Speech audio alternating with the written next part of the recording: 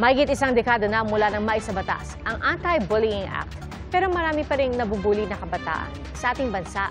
Ayon sa isang pag-aaral, matinding kakulangan sa school staff ang isa sa nakikitang problema. Saksi, si Maki Pulido. Sa isang internet shop sa Barangay Lagaw, General Santos City, makikita ang 5 binatilyong babad sa computer. Tumayo ang isa at inundayan ng saksak ang lalaking nasa likod niya. Mabilis na tumayo ang biktima habang inambahan din ng saksak ang isa pa. Sa investigasyon ng mga pulis, binuli umano ang lalaki kaya nanaksak. Atong suspect gibuli sa victim sa internet cafe, baligin na siya nga baho. Nasuko tong suspect tinamurag nawal siyang wisyo, kita sa kutsilyo motoy gidunggab niya dayon tong isa ang nambuli sa iya. Mahigit isang dekada na mula nang isabatas ang Anti-Bullying Act, pero hanggang ngayon marami pa rin ang nabubuli na kabataan, hindi lang pisikal at verbal.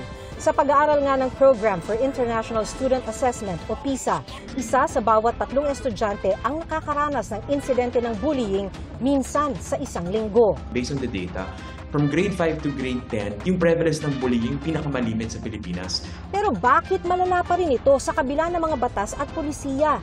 Matinding kakulangan sa school staff ang nakikitang problema ng 2nd Congressional Commission on Education o EDCOM-2. Pinamumunuan dapat ang Anti-Bullying Committee ng school head o principal, pero marami sa mga paaralan, walang principal.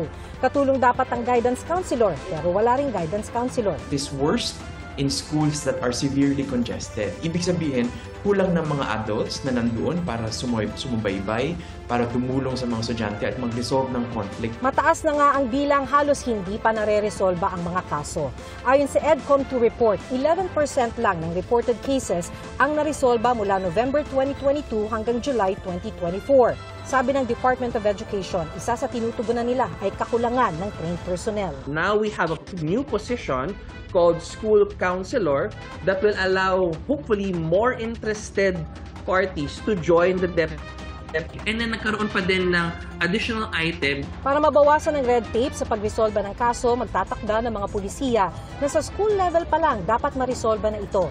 Habang ginagawa ng paraan, pwede muna raw magsumbong sa Telesafe hotline, #33733. It is considered confidential, it's considered private, and it's considered safe.